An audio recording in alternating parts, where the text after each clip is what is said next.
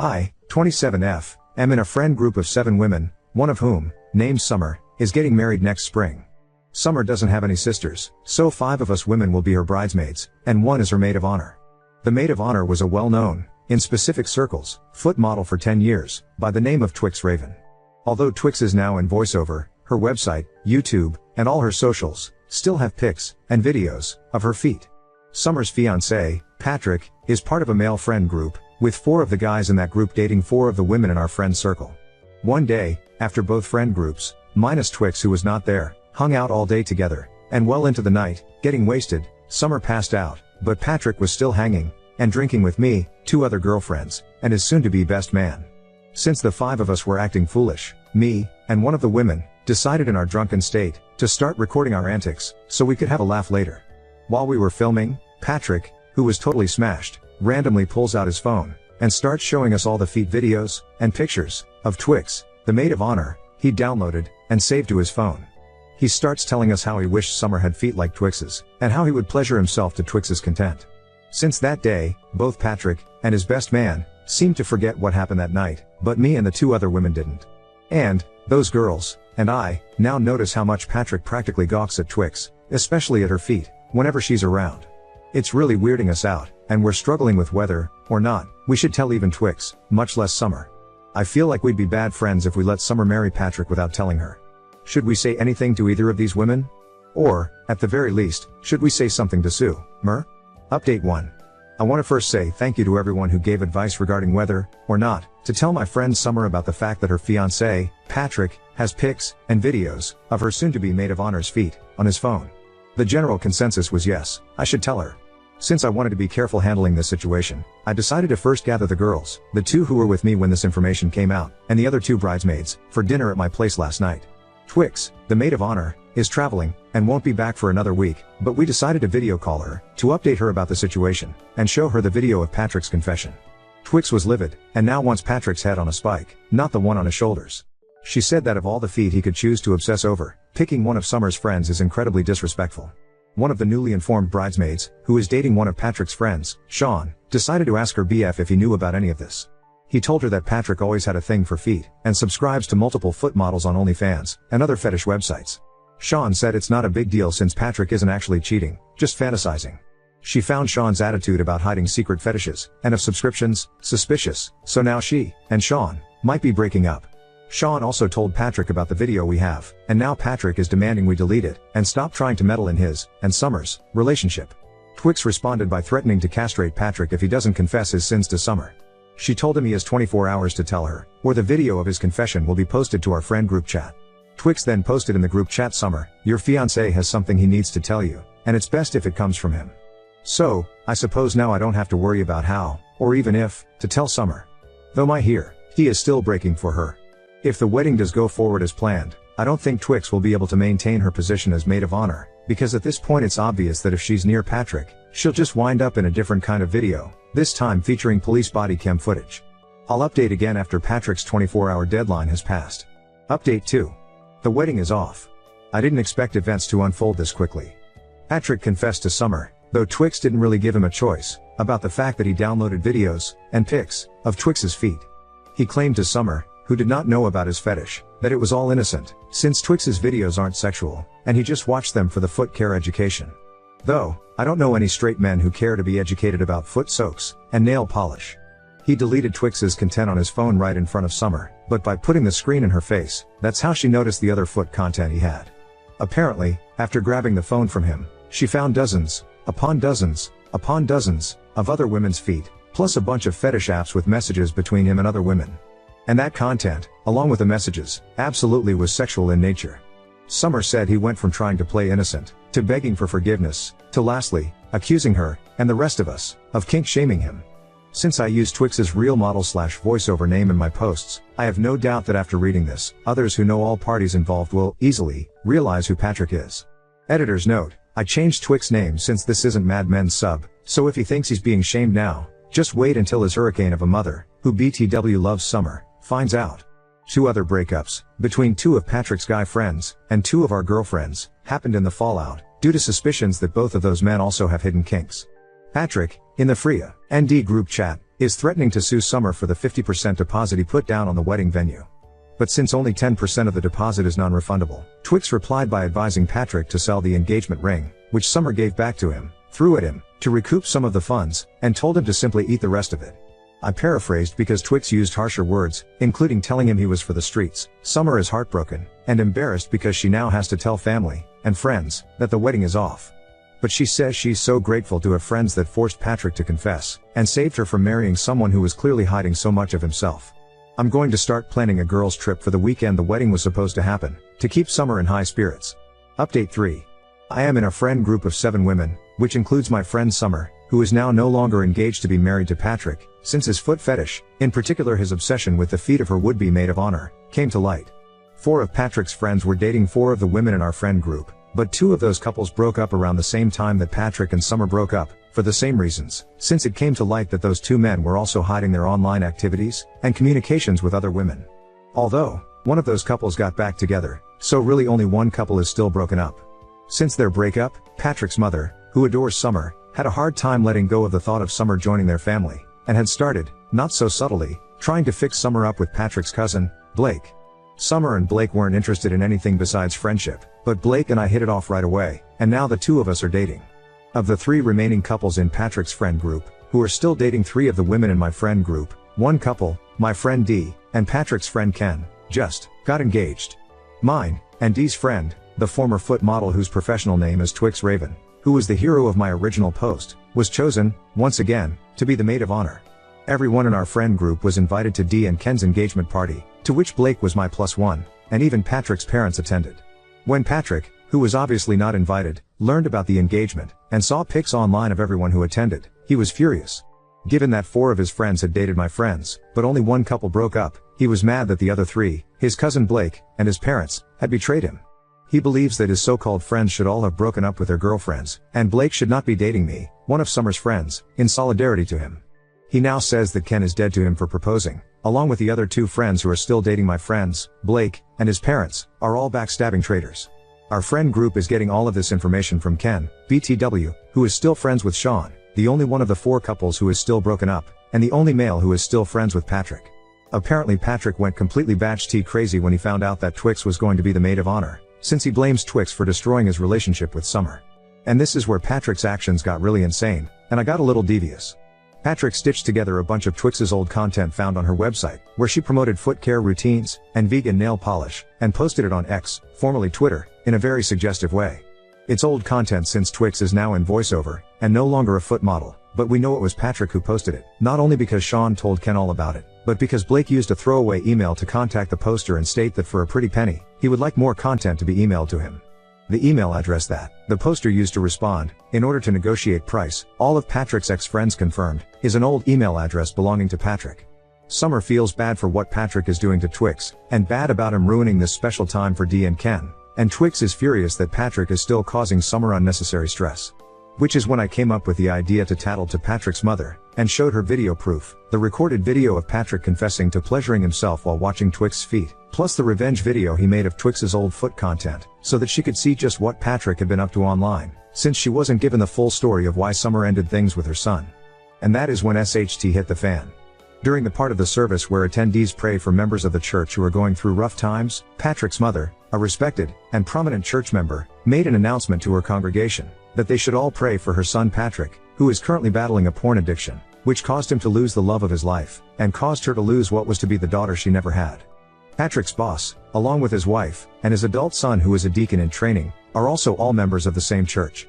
Note, Patrick works for a gaming company, which also makes collectible toys that have codes to enter online in order to access the online avatar for each toy. Reps from the company go to various schools, youth groups, and camps, giving promotional demonstrations and presentations to kids. Patrick is a team lead, and one of the company's top promotional reps. Well, he was a team lead, since upon hearing this, Patrick's boss explained to him that he would be removing Patrick from his front-facing position, and putting him in a more administrative role, since it's bad press for the company to have a rep with a porn addiction working with children. Patrick apparently blew up at his boss, and quit. So now, Patrick is unemployed, could no longer afford his condo, and has moved back home to live in his parents' guest house, though he is still not speaking to his mother. He denies, to his father, that he posted the revenge video of Twix, though I don't think even his parents believe him. The video is still up on X/Twitter BTW, but Blake believes it's because Patrick can't take the video down now, after being outed, or it will be obvious that he was the one who posted it. Twix's agent, the one who gets all Twix's correspondences, continues to receive unfriendly emails from the same email address the video's poster used to talk to Blake. Ken tells us that Sean tells him that Patrick says the lot of us will burn in hell, that Twix is the devil with a toe ring, and that Dee and Ken's marriage is doomed to fail.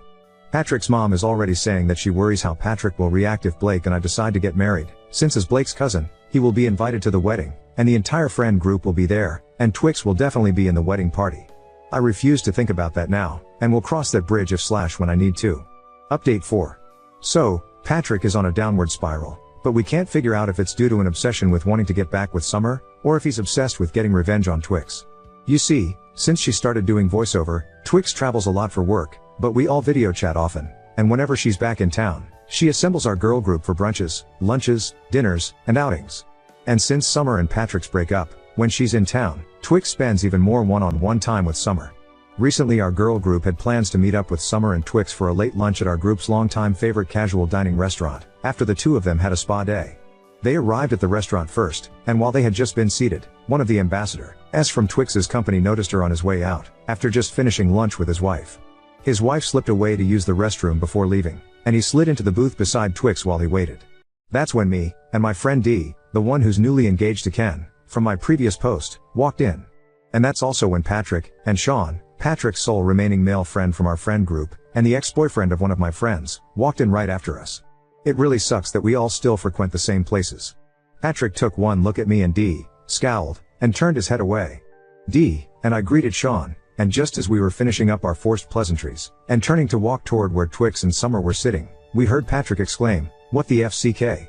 Dee and I quickly turned to look at him, and then we followed his gaze to see that the man sitting beside Twix was talking to Summer, who was across from him.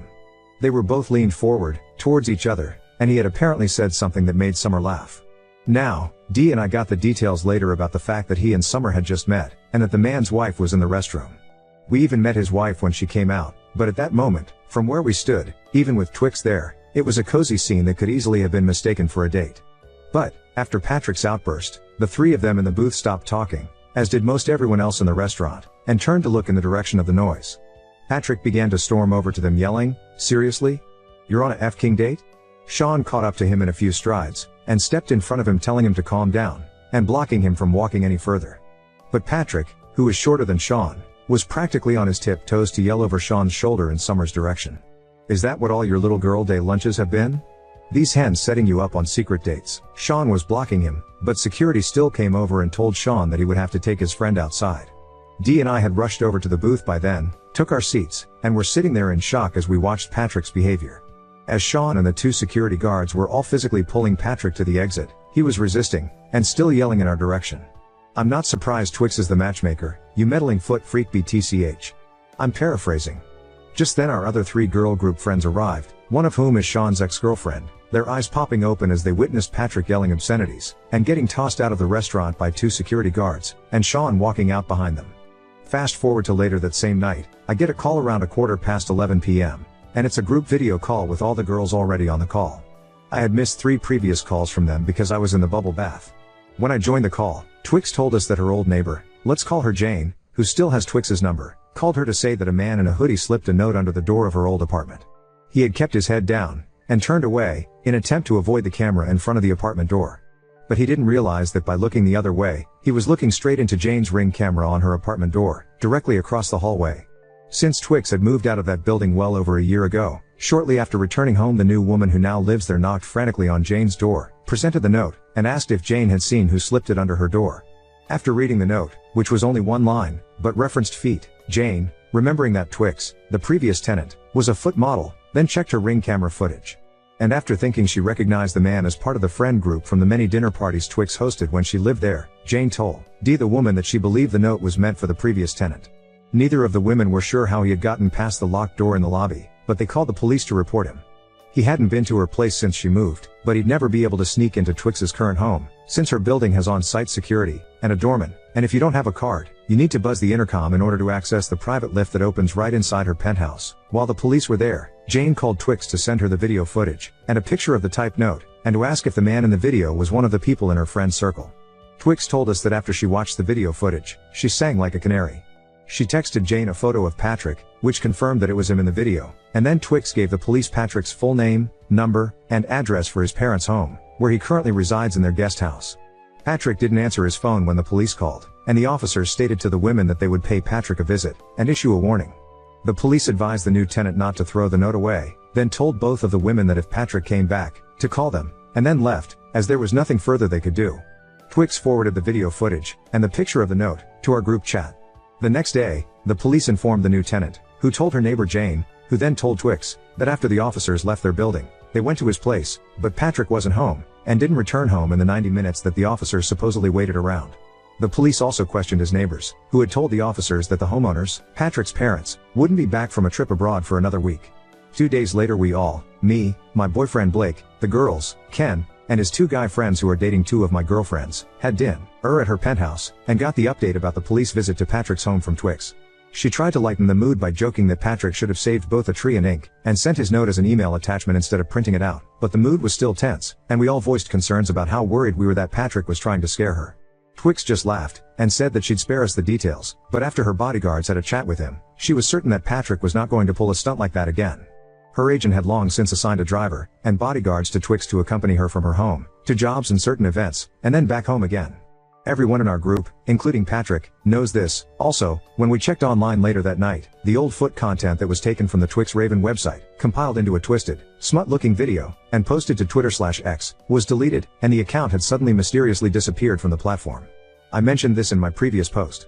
The video was confirmed by many to have been posted by an account that was created using one of Patrick's old email addresses, though he swore up and down that he didn't create and post the video, and just when I thought Patrick couldn't spiral any lower, about a week later, he proved that he could. Apparently, he'd been chatting up a woman he met on a foot fetish website, and arranged for her to meet up with him at his house. Yet, he had the nerve to be upset when he thought Summer was on a date. The woman had shown up with 2 men, who hid off to the side, and they jumped him when he opened the door. Patrick was beaten, knocked unconscious, and his home was robbed. He woke up face down on the floor, to the sounds of his mother screaming. And even though his father helped him sit up, he still hadn't fully regained consciousness before the police and paramedics were there questioning him. He reluctantly had to confess to his parents, and to the police, that he had invited a woman he met online over to his home, who showed up with 2 men. Patrick was taken to the hospital to be checked out, and had to answer even more questions from the police. He spent 2 days in the hospital for a concussion, and a cracked rib, and got stitches on his cheek and forehead. Sean got a call from Patrick, once he was stitched up, and settled into a bed, and he visited him in the hospital. At the hospital, while Patrick didn't give him full details initially, over the 2 days that he was there visiting, Sean learned the whole story with each police visit to Patrick's room, through the questions and answers between him and the officers. Sean was telling Ken each bit of the story as he learned it, and Ken then told us. The first day of Patrick's hospital stay, when we all heard the news, I asked my boyfriend Blake, who is also Patrick's cousin, if he wanted to go see Patrick in the hospital, and he said that he did not. But both he and Summer did call Patrick's mother to see how she and Patrick were holding up. Blake's conversation with his aunt, Patrick's mother, was short, but she reassured him that Patrick would live if she didn't kill him first, and about her plans to upgrade the security system around the perimeter of their estate to eliminate camera blind spots. However, Patrick's mother's conversation with Summer lasted well over an hour. During their talk she told Summer that as soon as he's released from the hospital, she plans on informing Patrick that since his porn addiction was causing him to make reckless decisions, like inviting unsavory characters to her home, he will no longer be permitted to live there. Sean later told Ken, since he was the one that picked Patrick up from the hospital, and drove him to his place, where Patrick now lives, that Patrick's argument to try to get his mother to allow him to continue living in her guest house was that they why robbed the guest house where he lived, not the main house where she lives. Even Sean thought that Patrick's argument, and his lack of an apology, was pathetic. Sean also said he didn't know what Twix's bodyguards did or said to him, though Patrick never brought it up. Ken had told Sean about Patrick's chat with Twix's guards, but he stated that Patrick is proper scared to even mention Twix's name now. I personally think it's probably the trauma from the robbery that has him proper scared, since our entire group, including Patrick, has met Twix's bodyguards on many occasions, and though they're beefy, they're quite jovial. One of them even makes homemade jam. Blake, who has also met them, thinks the guards are only jovial until someone becomes a perceived threat, like Patrick did. As we go over the details, through the group grapevine, of all the events leading up to this point, me, Blake, Ken and the guys, Dee, and the other girls, minus Summer, since we don't want to cause her more stress, and even Sean, we all can't help but wonder, just which woman is Patrick fixated on? Summer, or Twix? He did fly into a rage when he thought Summer was on a date with another man, but it was Twix's house that his rage drove him to visit afterwards, or to where he thought was Twix's house. Regardless, everything having to do with Patrick, according to poor Summer, is the nightmare that just keeps giving. The company Twix works for hosts seasonal tours all over the world, so she'll soon be jetting off for their winter tour. And since Summer works remotely, Twix has invited her to go along, just so she can get away from all this Patrick nonsense for a while. We're all excited for Summer to go, and really think time away will do her good.